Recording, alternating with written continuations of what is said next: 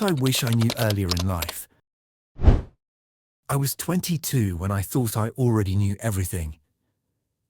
Diploma in hand, ambitions the size of a skyscraper, and a firm belief that adult life was just a matter of time. Just wait, and everything will fall into place.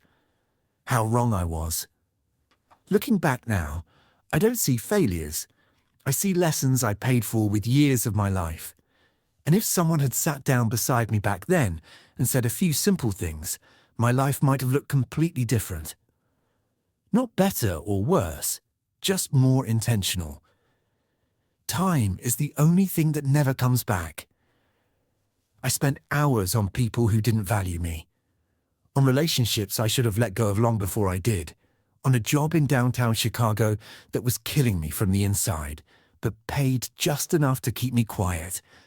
I thought time was something I had plenty of. That there was always later. That I'd get around to it.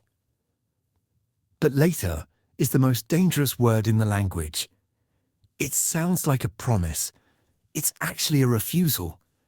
What you put off today, you most likely will never do at all. Most fears exist only in your head. I was afraid of judgment. Afraid of looking stupid. Afraid of trying and failing. So I didn't try. I sat quietly in meetings where I had ideas worth sharing. I didn't call the people who could have changed the direction of my career. I didn't say the truth when the truth was exactly what was needed. And then I discovered something important. People think about you far less than you imagine. They're busy with themselves, their own fears, their own doubts. When I finally started acting in spite of fear, nothing terrible happened. Quite the opposite. Relationships matter more than achievements. I chased success and didn't notice the people around me. I told myself that once I made it, once I hit that milestone, that number, that title, then I'd have the time and energy for the people I loved. But making it kept moving further away and people left. Some with resentment. Some who just quietly disappeared. No award, no promotion, no recognition will ever warm you the way a person who truly knows you and loves you anyway can. Take care of your relationships now, not after the project, not after the raise.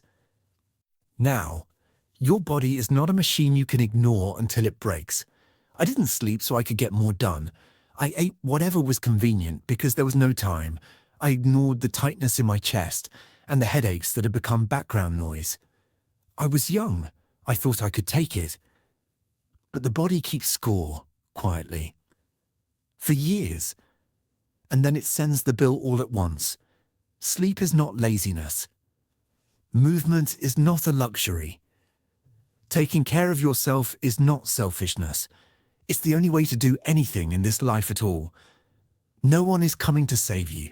I waited for a long time. For the right moment. For someone in New York or San Francisco to notice my potential and hand me an opportunity. For the circumstances to finally align. I thought if I was good enough, patient enough, hard-working enough, someone would see it and give me my shot. But chances aren't given. They're taken. No one knows what you want if you stay silent. No one will change your life on your behalf. And that's not the cruelty of the world, that's its freedom. Because if everything depends on you, you can start right now. Comparison is a quiet thief of joy. Social media turned comparison into a sport. Other people's vacations, other people's bodies, other people's relationships, and every time, that gnawing feeling that you're falling behind, that you're doing life wrong, that you're not enough. But you're seeing someone else's highlight reel and comparing it to your own backstage. That's not a fair game, and it was never meant to be. The only comparison that means anything is you yesterday versus you today. I don't regret my path. But I know this, if someone had told me all of this earlier, I hope I would have listened. Then again, maybe not. Because some things can only be understood through your own experience, on your own skin in your own time. But if you're reading this right now, you're already a little further ahead than I was at 22. And honestly, that counts for a lot. I was the kind of woman who apologized for taking up space. I said sorry when someone bumped into me on the subway. I made myself smaller in meetings, softer in arguments, quieter in rooms full of loud opinions. I tilted my head when I spoke, as if every sentence needed to come with a visual disclaimer. Don't worry, I'm not too much. I thought that was just being polite. Being likable, being easy to love.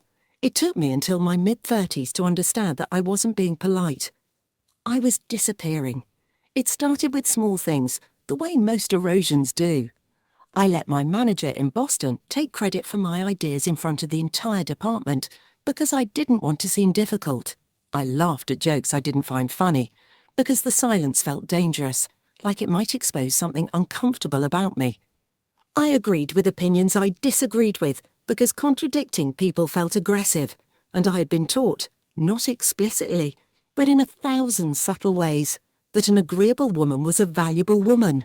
I stayed in a relationship 2 years longer than I should have, because I was more afraid of being alone than of being quietly miserable. And the entire time, I genuinely believed I was making the right call.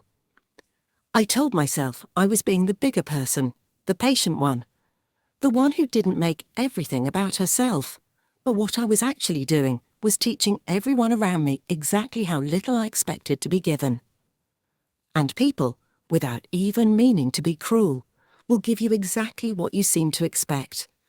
The worst part wasn't the relationship that drained me or the manager who got promoted partly on my work. The worst part was that I had constructed an entire internal story that made all of it noble, enduring with strength. Asking for less meant I was low maintenance, independent, mature.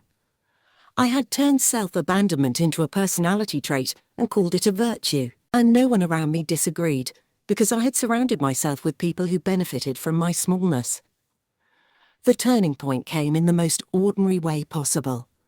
My daughter was 7 years old. We had gone out to dinner with my husband's family, and over the course of that meal I deferred to everyone at the table, the waiter, my husband, his mother, even the cousin who had opinions about everything and was wrong about most of it. On the drive home, my daughter was quiet for a while, and then she asked me, very gently, the way children ask things they've been turning over in their minds, "Mom, what do you want?" And I opened my mouth to answer, and nothing came out. Not because I was emotional, because I genuinely didn't know. I had not asked myself that question in so long, that the answer had gone somewhere I couldn't reach. I thought about that question for weeks. I started therapy, which I had been putting off for years, because I didn't think I was struggling enough to deserve it, which is, itself, a masterclass in the kind of thinking I'm describing. I started paying attention to the moments when I said yes and meant no, when I laughed and felt nothing, when I agreed and felt a small quiet anger rise up that I immediately pushed back down. There were so many of them, I had just stopped noticing. Rebuilding is not a dramatic process. It doesn't happen in a single conversation or a single decision. It happens in small moments of choosing yourself, when every instinct trained over decades is telling you to choose someone else's comfort instead. It feels selfish at first. It feels almost physically wrong, like using a muscle that has been still so long that movement itself is painful. People around you will notice, and some of them will not like it. Some relationships will not survive you becoming more honest, and you have to be prepared for that. Because those relationships were only sustainable when you were willing to be less than yourself. What I wish I'd known at 22, sitting in that first job in a city where I knew almost no one, trying so desperately to be liked, your needs are not a burden. Your voice is not too much. Your presence does not require an apology.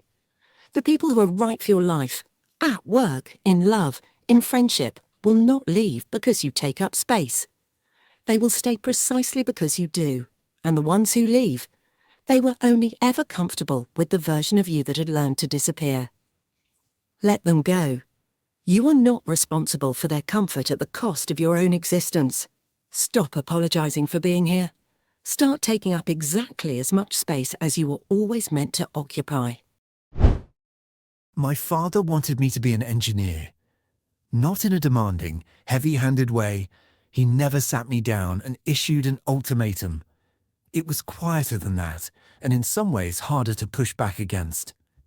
It was the way his face lit up when I got high marks in math. The way he talked about his own career in manufacturing with a kind of reverence that made stability sound like the highest possible calling. The way he introduced me to his friends as the one who's going to do something real. I absorbed all of it the way kids absorb everything, without realizing it was shaping me, without realizing I was building a future out of someone else's blueprint. So I became an engineer. Studied hard, graduated with honors, landed a good job at a firm in Houston, got promoted twice in 5 years. My mother cried at my graduation in a way that made me feel like I'd done the most important thing a person could do. My college roommate went into finance and bought a house in Austin at 29, and I spent the better part of a decade using his life as the measuring stick for my own, calculating whether I was ahead or behind, winning or losing a race neither of us had ever actually agreed to run. I got the stability. I bought the house. I had the title, the salary, the retirement account, the LinkedIn profile that read like everything was exactly on track. And I stood in the kitchen of that house on a Tuesday evening, staring at nothing in particular, and felt absolutely nothing. Not sadness. Not frustration. Not even dissatisfaction, which at least has some heat to it. Just a flat, grey nothing that sat in my chest like a stone. Which I later learned from a therapist who was very good at finding the exact right words for uncomfortable things. It's called anhedonia, the absence of feeling where feeling should be. And it is, in its quiet way, more frightening than pain. I had built an entire life out of other people's expectations and convinced myself it was ambition. The salary was real. The respect was real. The security was real. But when I sat with myself, not the version of me that showed up to work and performed competence, but the version that was actually in there, under all of it, and asked honestly whether this was the life I would choose if no one were watching, the answer came back clearly, no. Not even close. The process of admitting that to myself took about 2 years. 2 years of therapy, of long drives, where I turned the radio off and just sat with the discomfort, of journaling badly and inconsistently, of reading things that cracked something open in me, and then closing the book because I wasn't ready yet. Change doesn't usually happen in a sudden moment of clarity. It happens in the slow accumulation of smaller moments, where you stop lying to yourself quite as convincingly as you used to.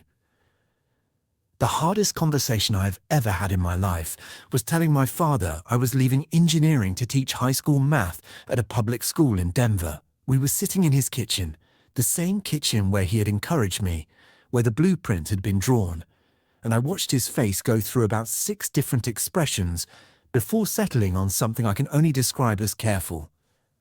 He was quiet for a long time. Then he said he didn't understand why I would walk away from everything I'd worked for. I told him I wasn't walking away from my work. I was walking toward it. That for 10 years I'd been technically good at something I felt nothing for, and I didn't want to spend the next 30 the same way. I told him I didn't need him to understand. I just needed him to know. He came around, eventually. It took about 1.5 years. He came to visit my classroom once, stood in the doorway while I was going over a lesson with a group of sophomores who were genuinely engaged, and he was quiet on the drive back to the hotel. That night he told me he was proud of me.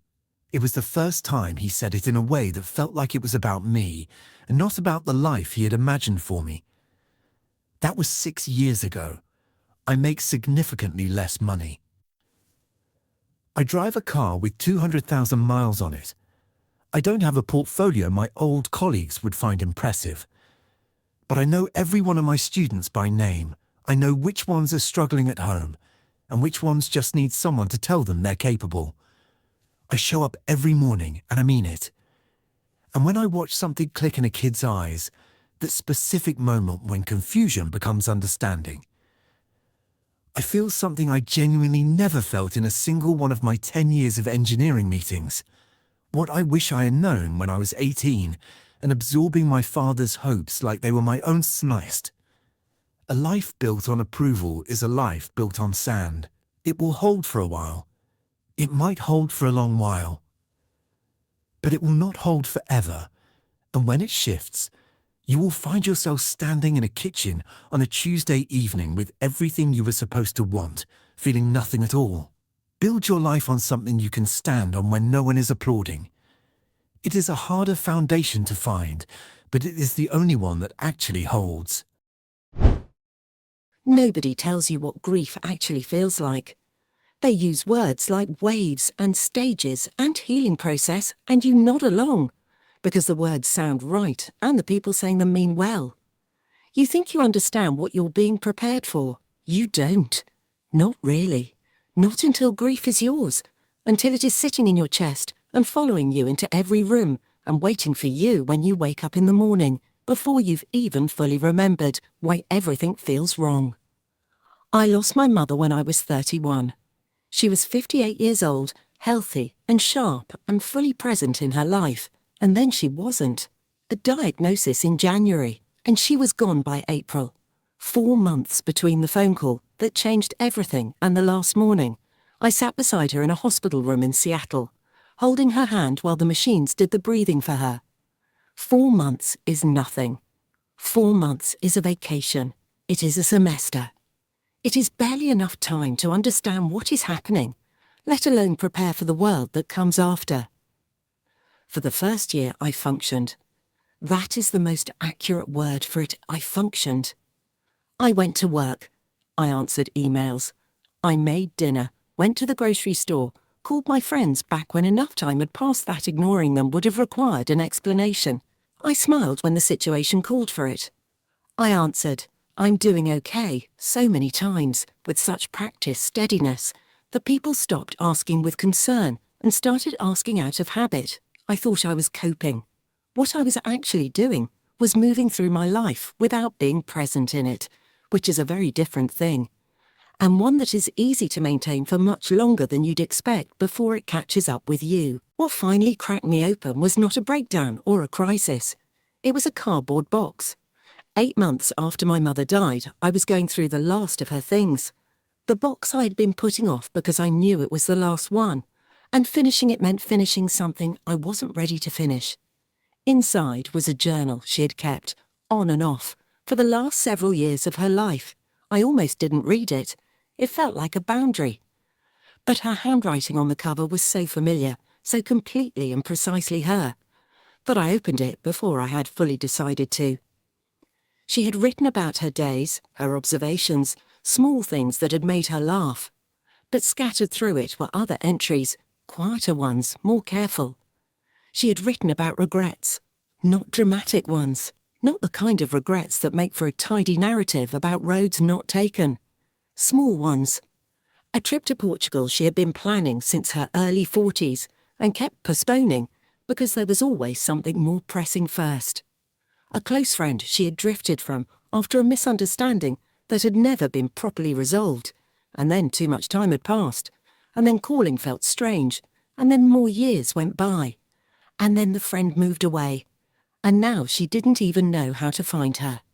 A pottery class she had signed up for 3 separate times and never attended because by the time each session started, life had rearranged itself around something more practical, more urgent, more responsible. Her regrets were made of postponed joy, of deferred living, of all the small, beautiful things she had promised herself she would get to when the timing was better. And I sat on the floor of my apartment in Seattle and recognized every single one of them. Not her specific regrets, my own. The trip I had been saying I'd take for 4 years. The creative project I kept moving to next quarter. The friendships I was maintaining at the minimum level required to keep them technically alive. The version of my life I was always just about to start living. Grief, when you stop fighting it and let it teach you, becomes something completely unexpected. It becomes a kind of clarity that nothing else produces. It burns through everything unimportant, all the noise and performance and distraction, and leaves only what is actually real. It forces the question that ordinary life lets you avoid indefinitely. What are you actually doing with the time you have? Not in a morbid way. In the most urgent and honest way possible, I started making different choices. Some of them were large. I left a job that was stable but joyless and took a risk on something that scared me. Some were small. I booked the trip. I called the friend I had been meaning to call. I started showing up to my own life instead of managing it from a careful distance. I stopped waiting for circumstances to align into some ideal configuration before I allowed myself to fully participate. What I wish I had known before that April, before I ever needed grief to show it to me: you do not have unlimited time, and you will not be warned when you are running low. Look at your life right now. Not the life you're planning, not the one you'll start when things settle down. And ask yourself honestly whether you are living it, or whether you are waiting to. The difference between those two things is everything. And the only moment you have to close that gap is this one. Right now. Before the box at the bottom of the pile teaches you the same lesson in a much harder way.